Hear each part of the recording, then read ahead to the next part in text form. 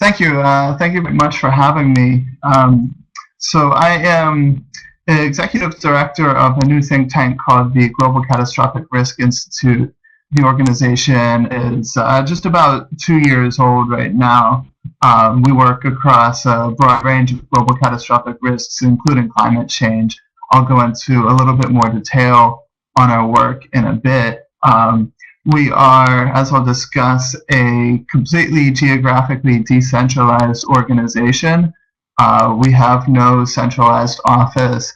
I live in New York City, but the people involved with the organization live in mostly in different places around the United States, but also some internationally as well.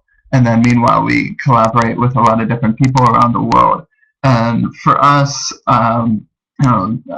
doing this remote collaboration in a climate-friendly way is very important to us, and so we're excited to be part of this conference here, where I think there's a lot of shared interest with us. So I'll start. Usually, when we do these, when my organization does these events, we kind of already know a lot of the participants already, but I don't know so many of you here. So if we could maybe start with just in the chat window, give a little introduction. I think most of you have probably already introduced yourself briefly previously. I apologize, I've probably forgotten where you're coming from. But if you could just maybe give a quick introduction, what your institution is, where in the world you're based, and maybe your research topic that you work on, and I'll try to follow on in the chat window. As you guys are typing that on note, please feel free to chime in with any comments or questions throughout this. There's no need to wait for questions at the end. I think we should have plenty of time for discussion throughout the whole talk. And let's see here. Then, Seth, maybe if I could just throw in once more to everyone. So next to the mic and camera settings at the top, there's a little man. If you click there, you have the opportunity to raise your hand. If you would use that setting, and then Seth, when you have a moment or a break within the presentation, then you can give the floor to any questions when it works for you. Okay. That sounds good. And Adam, you might be able to help me out if somebody has their hand raised and I don't happen to see it, then feel free to just interrupt me, and at some reasonable point. I'm quite happy to be interrupted. So thank you. That's a good idea. So just that's interesting in astrophysics. I'm guessing most, if not all, of the people here are in some ways involved in climate change research. I myself am too. I've done a lot on the economics of climate change, different policy and ethics issues related to that, as well as some risk analysis looking at basically what are some of the worst case scenarios for climate change. That's the focus of my research. So that's one thing that I'm guessing we all have in common. The other, and you know, I can't speak for you, but I imagine something that we probably all have in common is that for us, climate change is probably more than just an intellectual exercise. It's more than just a research question. It's something that we take very seriously as a societal issue. To the point that we would want to go out of our own ways personally in order to try and make a positive impact on it, in particular by doing what we can to have reduce our greenhouse gas emissions, whether it's through travel or whatever else that we might be doing. And in my own experience with climate change researchers, that's not always the case. There's some people, this is their job, this is their research interest. But as far as what happens with the climate itself, maybe that's of a secondary concern. So I certainly commend all of you for taking the lead on that, and I think that's a very positive thing to do. I'm a bit of an ethics guy, do a bunch of ethics research, and so I like to frame this sort of thing in terms of ethics. If we step back a little ways from climate change, we could say that really this is about taking ethics seriously, with ethics being not just an intellectual exercise, but also a guideline for our lives. And by ethics, I mean this as, as the philosophers would use it, just basic concepts of what's right and wrong, what we should or shouldn't do or try to be with our lives. The paper down below is a research paper that a group I worked with at Penn State put out, which describes some of these ideas in the context of research ethics, of having the impacts of our research on the world be a much more important aspect of research ethics. And so you guys are welcome to take a look. The link there should work for downloading a version of that paper if it's of interest.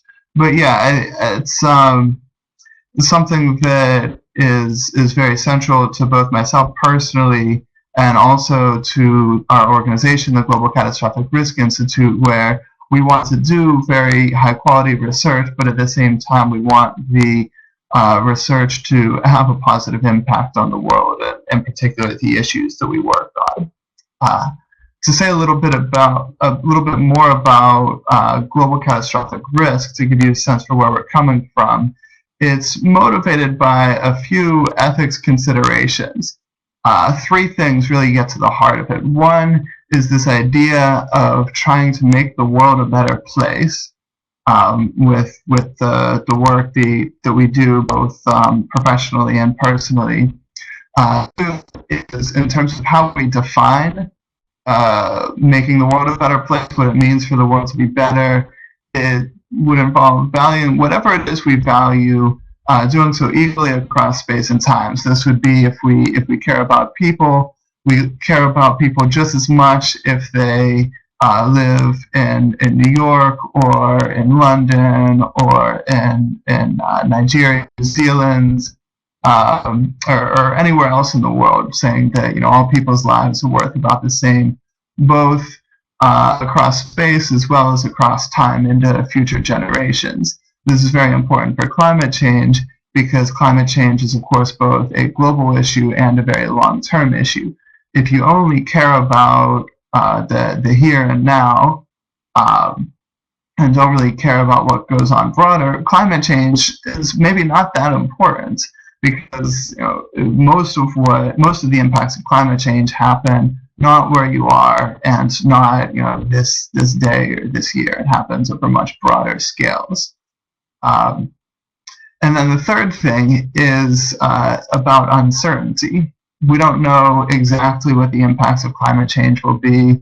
We don't know exactly what will happen across a bunch of different areas. There are different possible outcomes that occur, and we would say we should weight the importance of the different possible outcomes in terms of the probability. In mathematical terms, this gives you an expected value equation, which looks like this. I threw this in there just for talking with researchers. Some of you guys might like to see how this works in practice. And so, real quick, the expected value of our actions is the sum over all the possible consequences of the probability of the consequence times the value of it integrated across space and time with some discounting weighting factor, the term discounting from economics, where if we are egalitarian across space and time, we just set that term to 1. And I'd be delighted to go into more detail about any of that if we have time at the end. And then to put this in visual terms, if we look at value, this is looking just across time without breaking things down across space. The global catastrophes then become things that could cause a major decline in value around the world, with the extreme case being something that would cause human extinction. after that also, very bad would be if some catastrophe occurs and we never recover. But then even if there is recovery afterwards, that's still a major, at least temporary loss in value. And so from this ethical perspective, global catastrophes are very important. And that's, for me personally and for a lot of my colleagues, a reason why we study global catastrophic risk.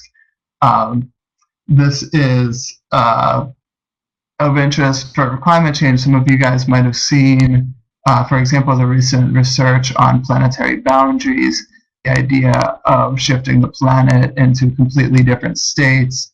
That's motivated by the idea that Holocene climatic conditions and other conditions have been possibly quite central to the rise of human civilization.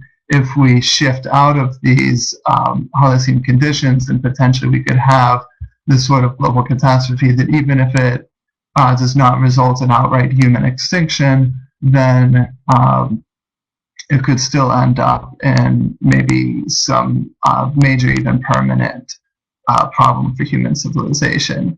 Here are some of the different global catastrophic risks that we look at. This is very much not a complete list.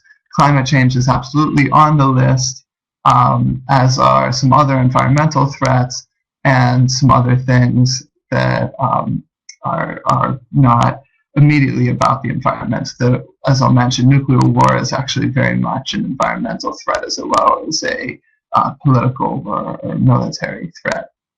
So a few more questions for you, just to keep the conversation going. Where in the world, this is for whatever field that you work in, where in the world are the main other colleagues that you work with? Where are they based? How often do you interact with them? Is it, weekly on ongoing projects, or you see them once a year at a conference or so, and then how do you interact with them? Is it mostly just emails, or do you have conversations like this via something like Skype or Connect or so? If you could go ahead and type that in. The reason I bring this up is because for me, working on global catastrophic risk, you saw those different topics. The experts on those fields, they're all over the world, and there's no chance of us ever getting all of these people into the same city.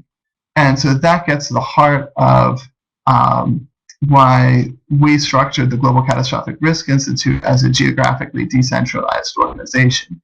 Even setting aside concerns about climate change and the emissions from travel and all that, we knew that we could not collaborate effectively with all these different people if we insisted on being in the same room, in the same city as them, because it's just too many people, too much different travel, and we'll never be able to get all of the people who we would need to work with to live in the same city, to join one institution together. It's just not going to happen. We want to work with the best people in these different fields, and so to do that, we actually need to be a geographically decentralized organization.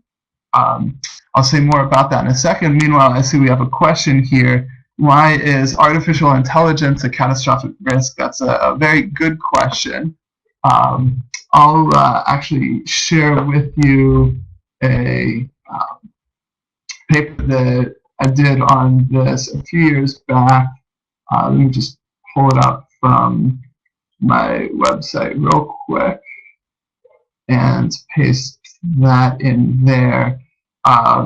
This paper here is not the best discussion of this, but since it's on my website, I can find it quickly and easily for you. At any rate, so in a few words, why artificial intelligence is a catastrophic risk. Two types of artificial intelligence: one, narrow artificial intelligence, and two, general.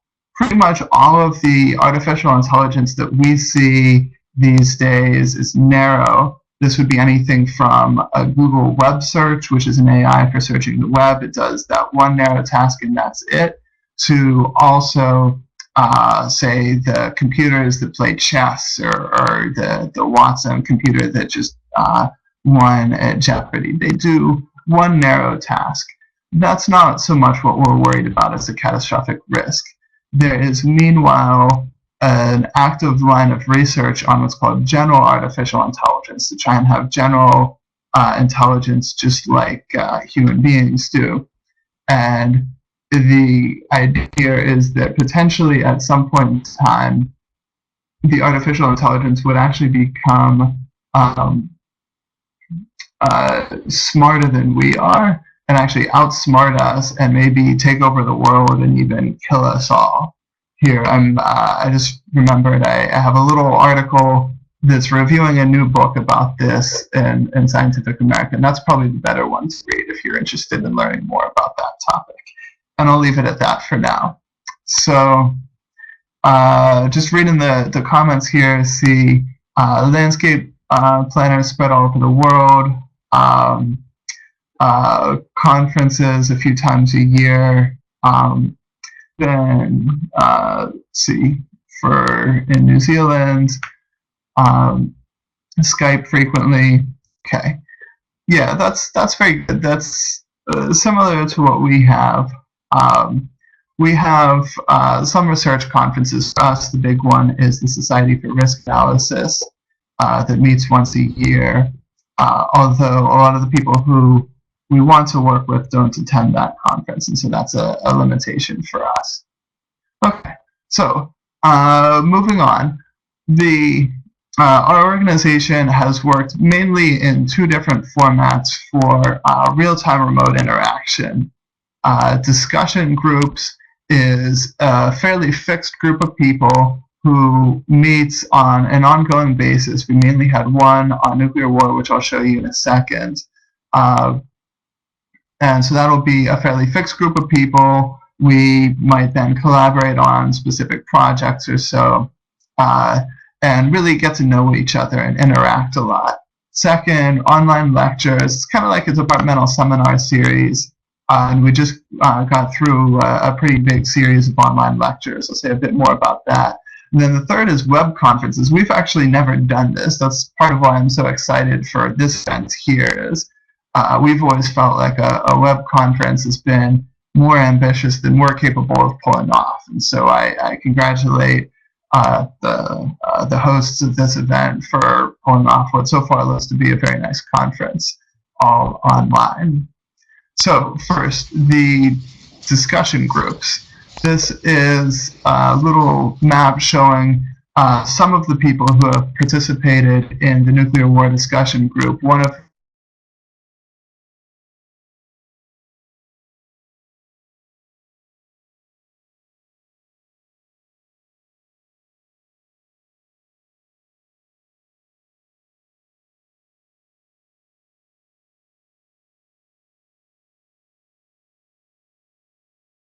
whom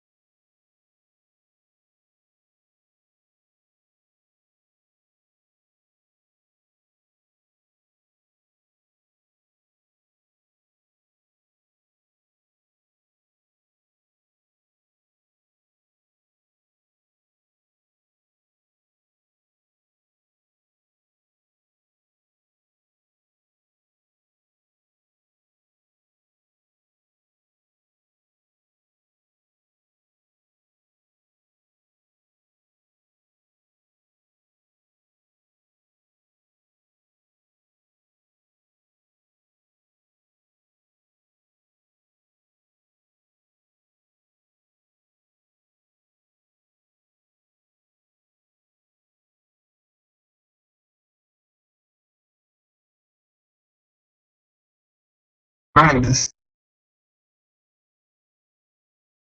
City puts ash up into the atmosphere, with much of it reaching up into the stratosphere. And there's so much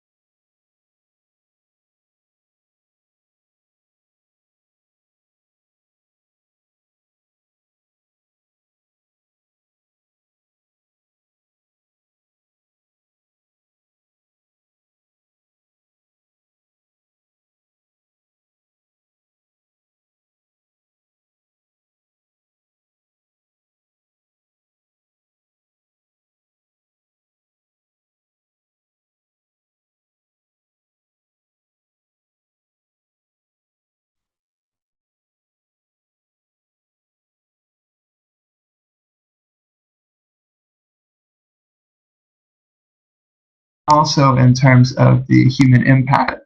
There's just been two studies out, and I believe climatic change, again from the robot group, looking at how climate change, how nuclear winter would affect agriculture.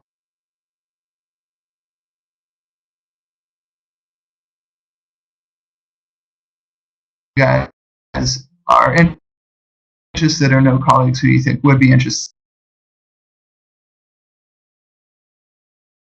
maybe send me an email and we can correspond separately from the event. I'd be delighted to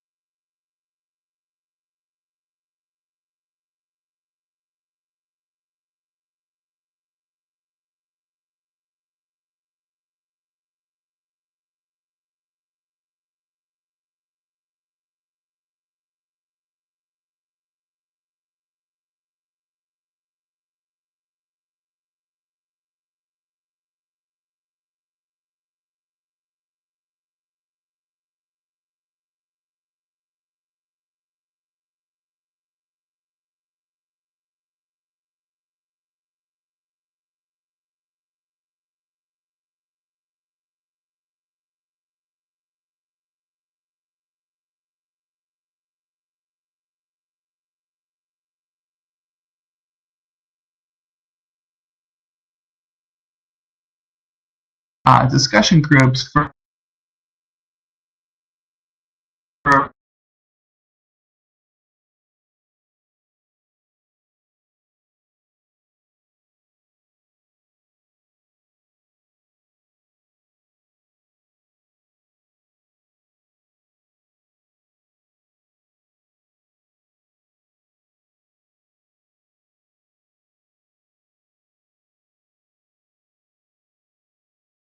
I think it was iron off the coast of British Columbia in what was essentially a geoengineering ocean fertilizer.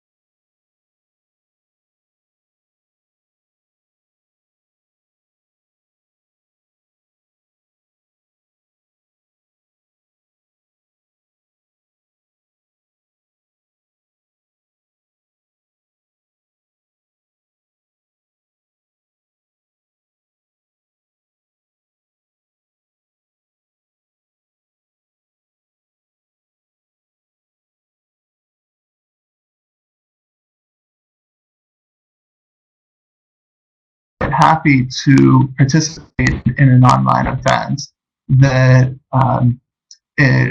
yes, it's a different format than what a lot of people are accustomed to, but we, for the most part, have not had much trouble getting people to participate in these types of events.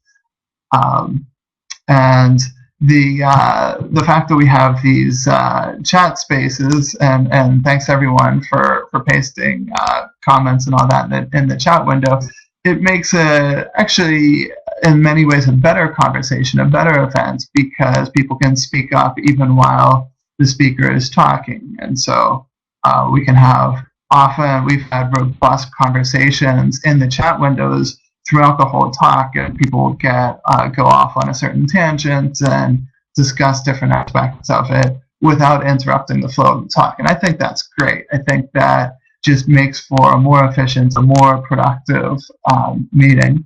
And then finally, it's easy to record these. And so for those people who don't have the chance to attend the meetings, they can listen to them later. We actually have only recorded very few of ours because we've been concerned about keeping the conversations private to promote more open conversation. But I know other groups do that, including the Blue Marble Space Institute of Science, which is an organization that we partner closely with. They have a podcast series, and they record those and put those up on the web for people to do. And so those are some of the advantages that we've faced. And I guess before moving on, I should say a little bit more about the technology we've used For the discussion groups, we actually did almost everything by conference call, by phone, as opposed to online based. And the reason for that is that we had a number of participants for that who were taking calls from their office and were actually not readily able to get the software installed on their office computers. That was a limitation for several of the people because their offices, they have office computers in which they would have to work through IT staff in order to get new software installed on their computer. And so to keep things simple for them, we actually did most of those calls just via telephone. And we had our one participant from the UK make a call from Skype to phone, which is something that you're able to do. There's a small couple per hour fee associated with making an international call from Skype to a phone, but he was able to do that. And then for the online lectures, we've held those all via Skype. I'm pretty sure, if not all, almost all of them we've held via Skype. The reason for using Skype instead of something like Adobe Connect, what we're using right now, is yes, Connect and similar services like Connect offer functionalities that Skype doesn't have in terms of being able to raise your hands and embed presentations inside very easily, things of that sort. The main reason we chose to use Skype is simply that because we have new people showing up for each of the different lectures, we thought it was easier to use Skype because pretty much everybody who might attend already has Skype on their computer and uses it with some regularity, as opposed to something like Connect. Some people have, some people haven't, and so we, by using Skype, didn't have to worry about technical troubleshooting. We were able to have things work pretty seamlessly using Skype, and so that's a suggestion you might consider. Some challenges, scheduling across time zones. We work with people across a broad range of time zones, and actually I'll skip back to this previous slide. The shows the daylight when this was occurring. This was at 5 p.m. Greenwich Mean Time in September, and so it was late afternoon in Europe. It was kind of midday to morning in the Americas. But we had one person participating from Japan, and I really give a lot of credit. He stayed up very late that night in order to be able to attend this event. Usually we can only get 2 of 3 of the major regions of the world. We can either get the Americas and Europe/Africa, or we can get the Americas and the Asia Pacific region. But we can't get all 3. We don't usually do Europe, Africa, and Asia Pacific because most of us are in the Americas, and so we can't schedule when we're all in bed. I will paste in the chat window a little resource that my organization put together for time zones. We made that because we're scheduling across time zones so much that we just put this together to make it easy for us. And then I'll say a little bit more about how to juggle the different time zones around the world. And scheduling things using Greenwich Mean Time is very helpful because that way you don't get confused about daylight savings times. Like Europe switches a week before North America does. And so there's 1 week a year where London's 4 hours from New York instead of 5 hours. So that's a nice little resource that you might be able to use. Challenges, testing speaker setup. Skype makes it easy because pretty much everybody already has Skype, but we usually did a quick run through that would last 5 or 10 minutes, maybe half hour, an hour before the lecture started, just to make sure that things work for the speakers. Internet bandwidth. We did have some audio quality problems, which I believe were mainly related to bandwidth strength at for the speaker or participant's particular internet connection. And the 3 places that I recall having the most problems was somebody in Bangalore actually multiple people at Oxford University, of all places, and then somebody in downtown Manhattan. So it's certainly not the case that it's just the poorer parts of the world that struggle with internet. It can happen all over the place. Even Bangalore, which within India is a big high-tech city. I'm actually curious from we have, I think, some attendees from Nigeria and from Uzbekistan. These are two countries that we've never worked with. If maybe you want to just type into the chat window how good your bandwidth tends to be, if you have any trouble with this, or if you have very good bandwidth. We've never had people from Nigeria or Uzbekistan on calls, and so I'm really just curious how that's gone for you. And also, if any of you knows of like a good geography of bandwidth or so, if there's any sort of mapping of which parts of the world tend to have better internet connections, I'd be really curious to see that. That's something that I don't have, but wish I did. There's a question here: have we connected with mainland China in our conferences? Yes, actually, we have. One of our colleagues is based in Beijing at a university there, and I've interacted with her quite a lot on some projects. And let's see, I've worked with her both from her office at the university and from her home. And we originally did have some bandwidth troubles working with her, but it turned out to actually mostly just be a function of her computer. She had an old laptop, and as we were working together, she actually went out and bought a new one that had I guess better hardware in it, and a better microphone, and everything else. And once she got that, all of a sudden the sound quality on the calls that we took with each other was excellent. Had no trouble at all. So this is, Beijing. Beijing is a major world city. I can speak to other parts of China, but at least for that within Beijing, it is possible to get an excellent internet audio connection going through. Other questions from anyone about this? Feel free to post them in. And then background noise. So important thing is ask people to mute their microphones. If you're using Skype, the default is everybody has their mic on. Just ask them to mute their microphones. If there's a conference call over phone, usually there's an option for that as well. That makes it easier to hear them. And then people just unmute their microphones when they have a question and they want to. Getting good discussion without being able to see each other. Skype has an option where you can do group video. Usually we didn't do that just to conserve bandwidth. And so without people being able to see, it's like, oh, you can't tell if somebody looks like they have a question or so. And so we were more active about prompting people to ask questions when they do have questions. The chat windows are really helpful. And then a big one's just networking. You go to a conference, you attend a talk, and then at the end of the talk, you now are all, sitting and standing in the same room and walking out together and get out conversation that is maybe not so natural when it's online. And we find for that, this is a limitation to interacting online.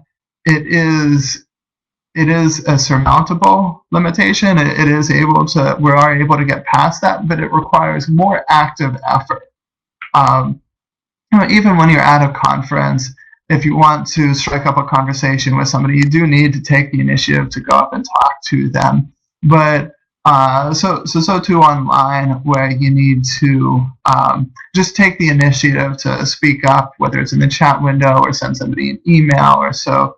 What we've done as hosts of the event are send out emails both before and after the event, in which we're introducing everyone to each other. This works when we're having the reasonably intimate lectures with maybe 10 or so people, where it's not too many people to all be on one email at a time. And that's a nice way to have people maybe get to know each other a little bit. And So what, and often when we do send out that, especially after the event, there's often a lot of email follow-up, people talking on different topics after the event, and they're able to, at least to some extent, stay in touch with each other beyond just the event, and we're pretty happy with that. We think that's been reasonably successful at connecting people together beyond just the core event. Let's see, comment here. Oh, that's interesting from Jacob, saying he's had a lot of success with follow-up discussions. So, okay. Moving on, some suggestions. First of all, it's definitely worth a try. Oh, is there Adam? Is there a question? Yeah, I'd just like to throw in a brief question myself, because you also you mentioned on the one hand the telephone conferences. Yeah. But also with various forms of collaboration, this question of video or no video, and seeing people or not seeing people. And I recently sort of had an online meeting where I had to give a sort of a brief presentation and couldn't actually see any of the other participants, and that was the first time I was actually in the particular situation of not being able to see anyone. And I found that pretty disconcerting, not seeing any faces. Here today it's been great. As everyone else, I'm sure, will be able to say, we've seen people looking at us when we're talking, and actually the feeling there's actually people listening. I don't know. How do you deal with issues like that? Mm-hmm. I've done both, and I think the having the faces can be a nice feature, although it's maybe not strictly necessary in order to have a future a functional, productive dialogue. I think no matter whether or not there are faces, you still have to be active in terms of helping to promote and facilitate discussion, especially for people who are maybe new to doing these kind of remote conversations, or alternatively, when it's groups of people who don't know each other very well, it's maybe easy for a lot of people to be shy. And so we've done a lot of just kind of directly encouraging discussion, even to the point of asking specific people. So, Adam or Inga, or so, you have a question, or what do you think about this particular topic? Kind of like the teachers back in grade school who would call on specific students. Oh, what do you think about this? And force them to speak out or so. That's been helpful to even just to kind of yield people the floor, and maybe they'll say something about what you asked them on, and then, oh, but they were also thinking about something else, and since they have the floor, they'll go on and speak with that. That's been a productive little technique we found for great discussion. And when there's no video, you can't see them in video. Here, you maybe raise your hand or something like that. Oh, I have a question, or you could try look confused or so, and that provides some feedback to the speaker. With video, you don't have that, so you need to just be that much more active about creating the discussion. Okay, moving along, some suggestions. First, it's definitely worth a try for whatever research topic you do. I'm sure you know a whole slew of very interesting and talented researchers who you would love to interact with, hear from. It would be great if you could get them in town for a seminar, but you don't have the budget, or they don't have the time, or something like that. It's not that hard to set these things up. Most of the effort is just on scheduling and interacting with the speakers and the attendees. That's most of the effort, and you have to do that anyways, whether it's in person or at or online. I'm actually curious to hear from the hosts of this event, as far as the work that they put into this, what portion of it was for the technology versus what portion of it was just the logistics of scheduling a conference, any conference. you guys are welcome to speak up on that now or at any point in time. That's something that I'm really curious about. Because as I mentioned, we've never been so ambitious as to try organizing a whole online conference. So I'm curious your experience on that. Adam, maybe you want to say something briefly on that? Yeah, I mean, I'm happy to say something about that. I mean, with you know, maybe sort of first off, before what I also mentioned sort of in the opening and the introduction, that you know, one of the reasons for also trying an actuals was, you know, to have a room to experiment and learn. So I think for a lot of us, this is just sort of something new, you know. And there's one colleague who you can see under the participants there, Tobias, who's going to be hosting a couple of sessions tomorrow, who's also evaluating the conference and sort of looking at sort of what kind of experiences we're having. In terms of the sort of split between technology and logistics, we've had sort of the nice situation where David has been very much in charge of the sort of technology side and is actually an expert on various sort of forms of technology. And actually this the room we're meeting in is a room we've used for online meetings for the research project related to this conference all year. I would say it's probably pretty much been a 50-50. I mean, there's been a lot of logistics gone into it. But I also work for an NGO. We organize meetings and conferences, very large ones, once a year. And organizing this online conference has been significantly less work than organizing one in person. That's interesting. Thank you. So one more thing I'll mention from this slide is the software Prezi, which is kind of like PowerPoint. Maybe you've seen people give presentations with it. The nice thing about Prezi is it is very easy to share online. So if you don't have something like Connect where you can build where you can share the slides through the software, Prezi is a very nice option for sharing slides remotely. But a lot of the times we've just given people PowerPoint files and just told them when to advance the slide on their computers. It's a little clunky, but it actually works just fine. So moving on, I'll finish with a few little anecdotes about what it's like for myself working for a geographically decentralized organization. This is my full-time job, and so I work, actually I mostly work from home. I could, if I wanted to, get an office somewhere to work out of, but I actually prefer personally working from home. So I work from home. Some of our other people will go into an office and work. Working where you're not in the same space as your colleagues, you're getting less of the social interaction.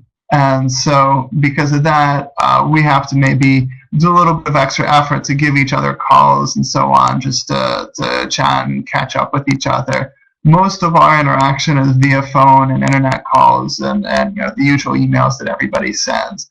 There's less of the impromptu, casual conversation. I'll say a little bit more about that.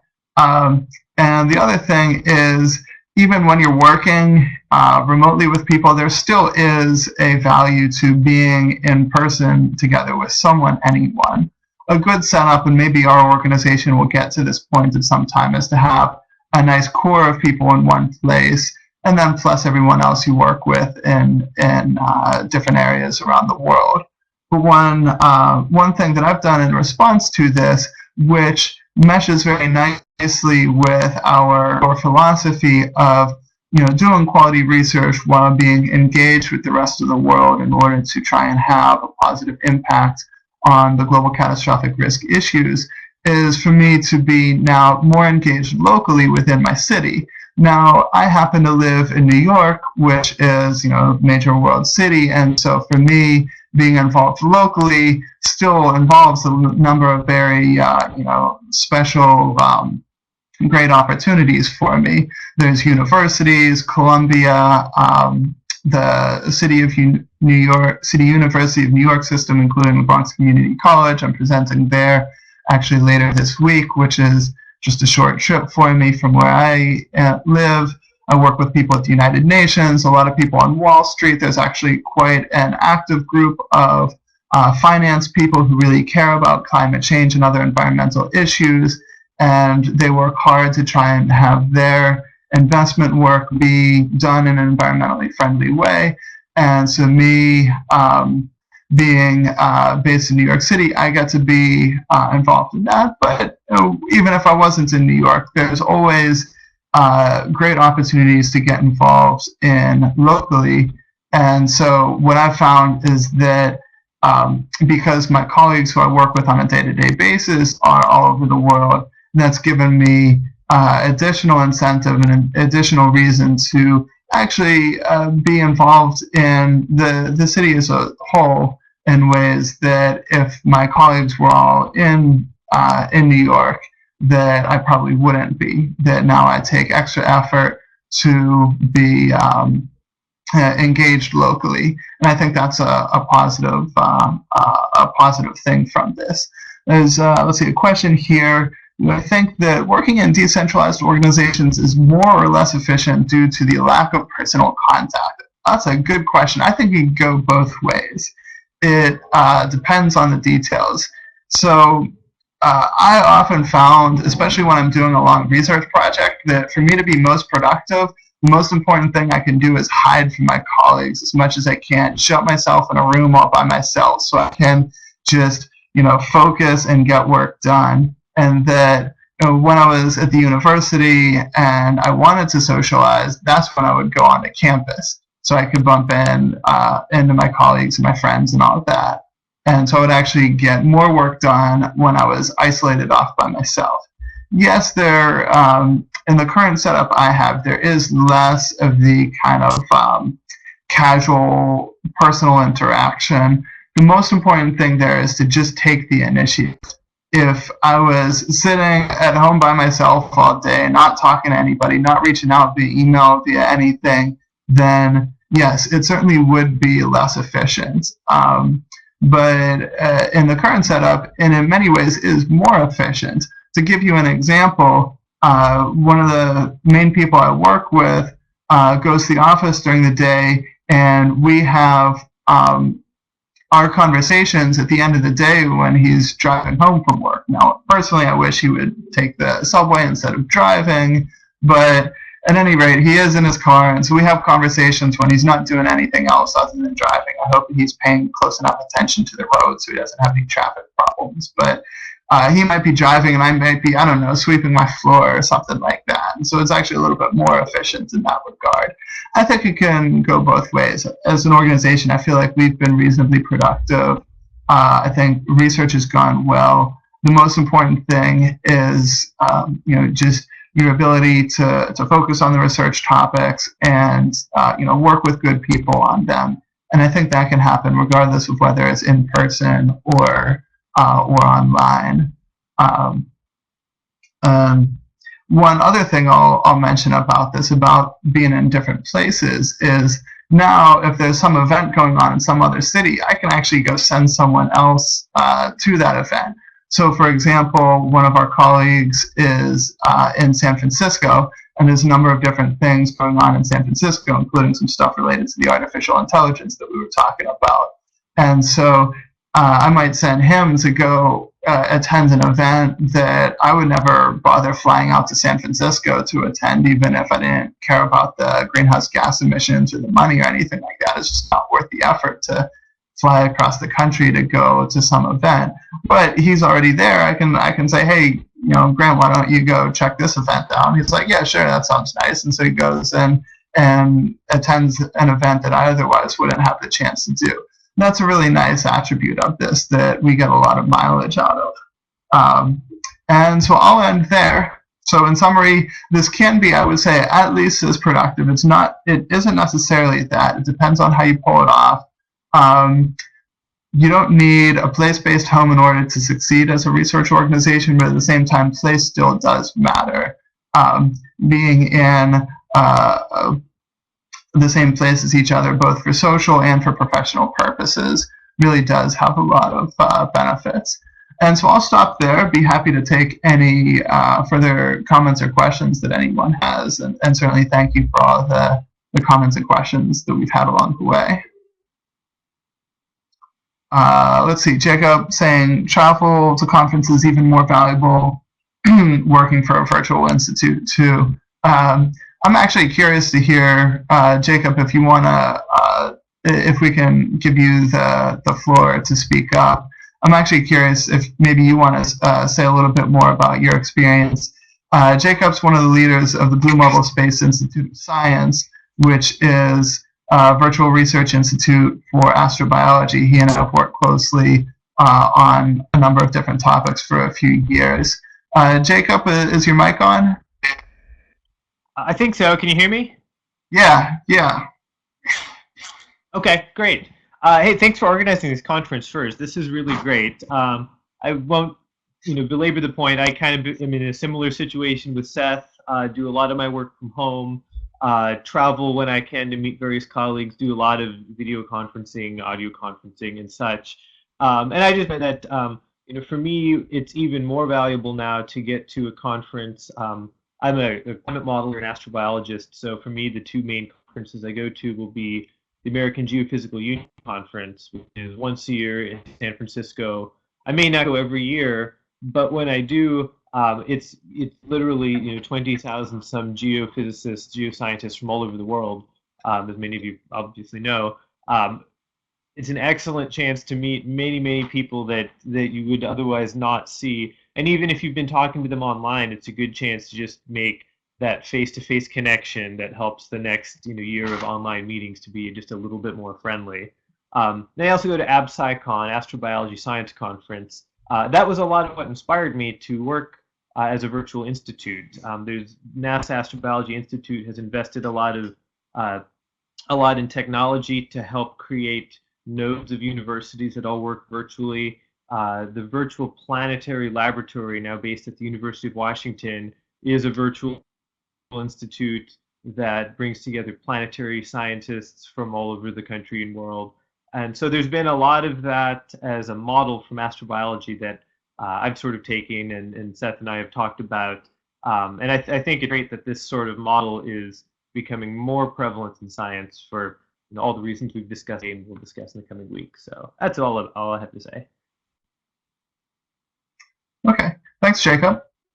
Anybody else have comments or questions?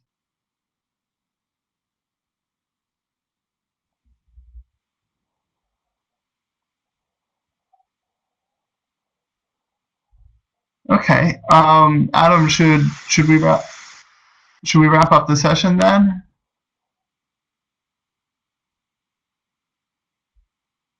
Adam, if you're speaking, I actually can't hear you. Sorry.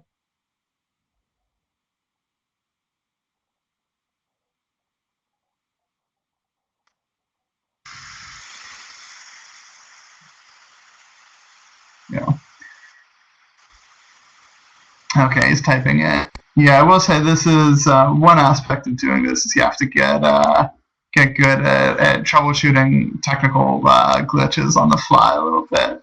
We've had a lot of people being occasionally patient with us when maybe there's a hiccup in the web connection or something like that. So, okay, I think, can you hear me now? It seems like it. Yes. Yeah, perfect. Great. So yeah, just, as we said, it's all a learning experience along the way. Seth, thanks very much for sharing your insights, and also Jacob, thanks for your comment just now. Perhaps before we go, we'll just open the floor one more time, whether there's any questions, and just while we whether anyone has any questions, just perhaps. Kind of half comment, half question, I think, because you mentioned the question of recording, the sort of the online meetings and so on you have or not, and you mentioned this kind of issue of privacy, maybe making the meetings more open if they're not being recorded and so on, and kind of the issue, well, what we discussed in the sort of the forefront of this conference is, on the one hand, the kind of the issue of transparency, on the other hand, of sort of, making the results that we, that come together as through this conference open to anyone, and we'll be putting the results on YouTube. Maybe just your thoughts on that. Okay. We have mostly kept our calls, our events unrecorded in order to promote more candid discussion for people, and often discussing research results that are not yet published.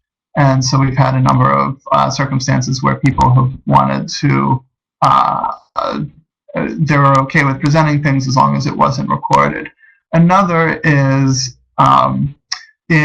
for a lot of policy conversations, things go unrecorded and stay private due to if there are people who need to speak without attribution. We've had a little bit of that, although less so from us. The conversations have ended up being more of a research conversation than a policy conversation. You can look it up. It's called Chatham House Rules. The Chatham House think tank in London has been doing this for almost 100 years now. This thing about privacy, and this goes for in person as much as it does for online. My general suggestion is, if something is going to be recorded, and certainly if something's going to be posted online, to make sure that everybody who is attending knows this, ideally ahead of time, and can decide whether or not they want to be in on it or so. Just because there are some circumstances in which people want to not be recorded or not to have comments attributed to them or something to that effect. Okay, great. Thanks for that. Yeah, so I think we'll wrap up and leave it there for today. It's been a very interesting first couple of hours. Lots of insights, and yeah, just for example, thing which I found interesting that you mentioned, Seth, was the issue of time, which we're going to be speaking a lot about this week. The sort of we're looking at these issues very much from the background or the context of saving carbon emissions, but these issues of actually saving time through participating online, or say the difference of the work sort of possibilities when you take the train rather than taking a plane and so on, are going to be issues which will be very much on the agenda tomorrow, along with a lot of the issues of personal, cultural, and institutional barriers and overcoming those barriers. So. Thank you all very much for attending. Thanks, Seth and Dominic, for your presentations, and I look forward to seeing many of you back here tomorrow. Thank you.